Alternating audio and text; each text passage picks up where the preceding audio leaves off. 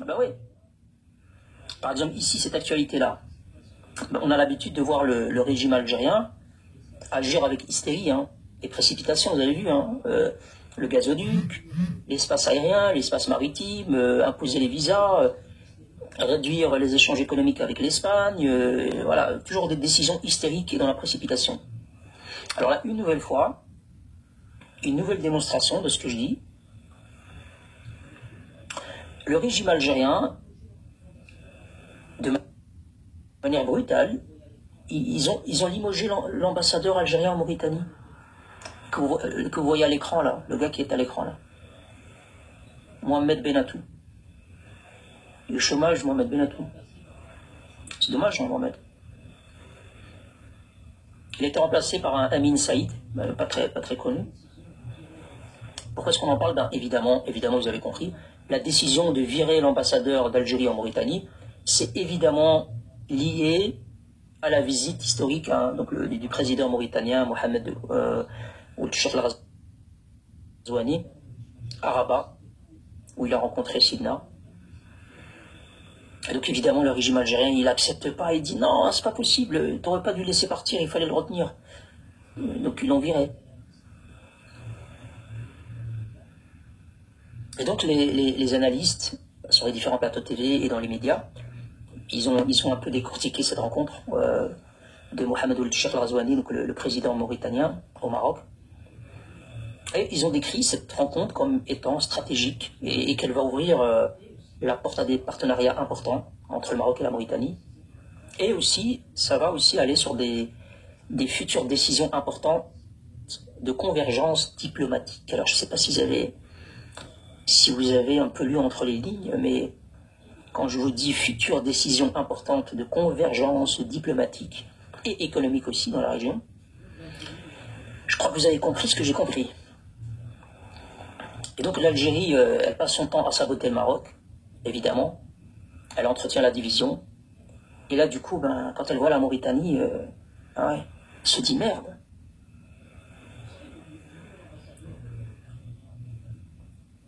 Et vous savez que le nouvel ambassadeur algérien en Mauritanie, dès qu'il est arrivé, vous savez ce qu'il a fait? Dès qu'il est arrivé, hein. Donc le nouveau, donc ils ont viré, ils virent tout le monde en fait, hein. Président de fédération viré, ambassadeur viré, ministre viré. Je vous dis, quand vous avez un régime hystérique voyou, ça vire comme ça les gens, rien à foutre. En fait, le nouvel ambassadeur, là, comment il s'appelle? Amin Saïd. Il est arrivé. La première chose qu'il a fait en Mauritanie, là vous allez rigoler, hein. Vous savez ce qu'il a fait? Il a demandé, directement, hein, il a demandé au gouvernement mauritanien de censurer un média. Un média mauritanien, il s'appelle Al-Anba. Al-Anba Info. Il leur a dit qu'il faut le censurer, c'est un média pro-Marzen. Je me suis dit merde. C'est vraiment une demande officielle, hein, les amis. Je vous dis pas, il a une demande officielle de l'ambassadeur. Il s'est cru en Algérie, le gars. Parce qu'en Algérie, ils sont sur les médias, les télévisions. Et en fait, je vais vous dire une chose. Ouais, c'est une demande officielle de censure qui a été faite par l'Algérie le 30 décembre.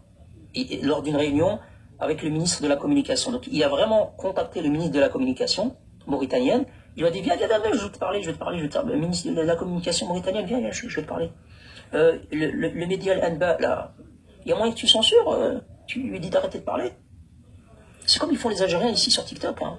Maroki, pourquoi tu parles d'Algérie? En fait, les Algériens, quand ils sont en PLS, ils demandent à tout le monde de se taire. Toi, le Maroki, tais-toi, il faut arrêter de parler de l'Algérie, taisez-vous. Et donc, même leur diplomatie, elle fait la même chose. Donc, la diplomatie algérienne, l'ambassadeur, il a demandé de censurer. C'est étonnant, hein. Attendez, là, j'ai reçu un signalement, je vais essayer de le... Hop. Voilà. C'est étonnant. Franchement, moi, je suis étonné d'entendre qu'un pays demande à un autre de censurer son média. Et en fait, en réalité, j'ai creusé un petit peu en faisant une lecture là-dessus. Et en fait, c'est déjà arrivé par le passé.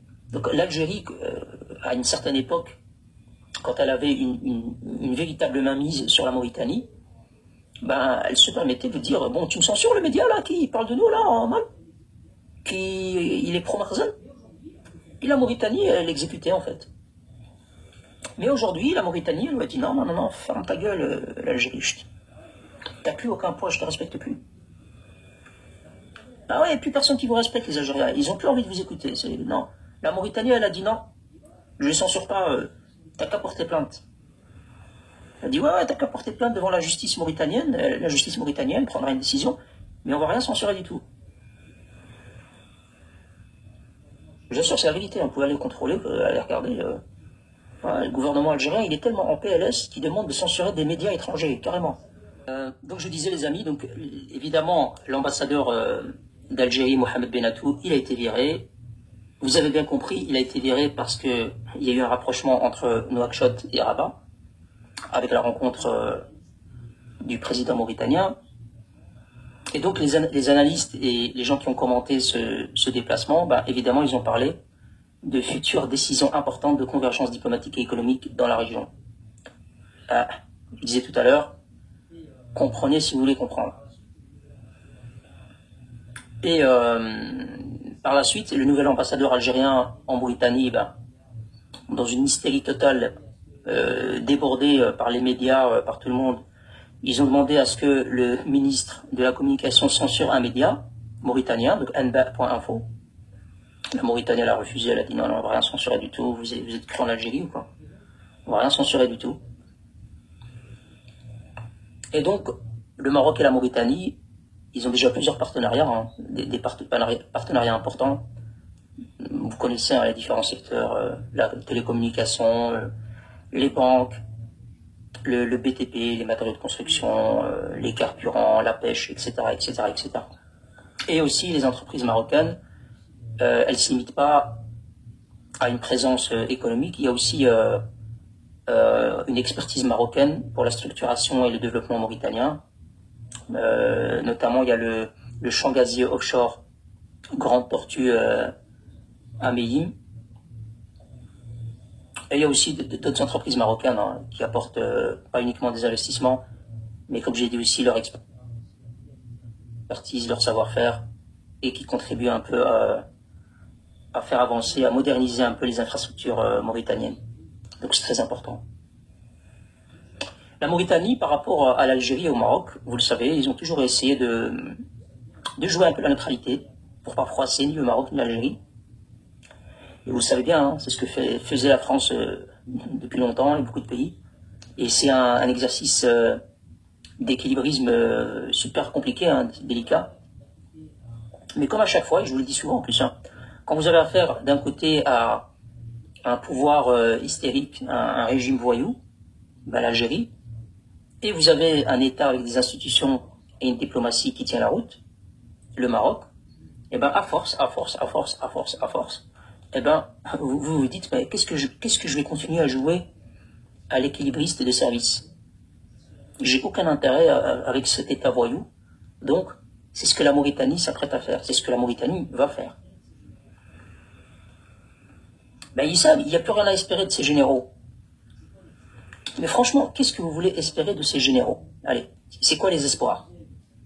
Vous savez, un régime militaire qui muselle sa population, qui s'énerve sur tout le monde, qui insulte les gens, qui crée du désordre dans la région, avec le Mali, avec la Libye, avec le Maroc, il soutient tous les groupes séparatistes. Qu'est-ce que vous voulez soutenir un régime pareil? Il n'y a rien à soutenir.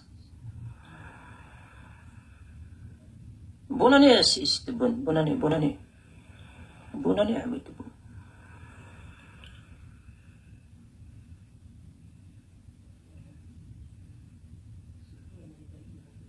Va-toi avant que je te soumette. C'est faux, la Mauritanie ne reconnaît pas le Sahara comme marocain. La Mauritanie, elle est en train de vous... Regarde la photo, l'Algérien. Tu vois cette photo-là? Elle vous a fait mal, cette photo. Oh là là, les Algériens, ils ont eu mal. Je me demande combien de fois Chengueleha, il a été aux toilettes quand il a vu cette photo. Avec le stress qui montait là, je me demande combien il a fait d'aller-retour de son bureau aux toilettes. Bureau, toilette, toilette, bureau, bureau, toilette, toilette, bureau, bureau, toilette. Il a fait des allers-retours. Il s'est dit, putain, j'arrête pas de pisser là, je sais pas ce qui m'arrive. C'est cette photo-là qui t'a rendu comme ça. Cette photo-là. Non, la journée, il met pas de couche. Hein. Il met des couches quand il va dormir, les amis. Vous n'exagérez pas non plus. Hein. Vous êtes comme ça.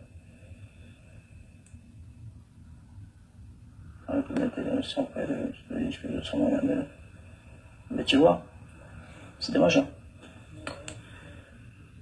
Fitna, hasbillah wa ni'mal wakil. Fitna, bah ouais, fitna, ouais, bah quand vous en pouvez plus, fitna. Ah ouais. Si je dis Marez, il est très mauvais, tu vas dire fitna. Si je dis le général Shingriha a refusé la Umrah de l'Arabie Saoudite quand il s'est déplacé, tu vas me dire fitna. Ouais, ouais. Voilà, dès que je veux dire un truc que tu vas pas aimer, fitna. Fitna, tu fais fitna. Si je dis que la ville de Tlemcen, tu vois, ou je veux dire peut-être une autre ville, la ville de Mascara elle est dégueulasse, tu vas me dire fitna. Ah, fitna, tu fais la fitna par là. Oh ouais, c'est fitna à toutes les sauces. Dès qu'il y a quelque chose qui leur plaît pas, fitna.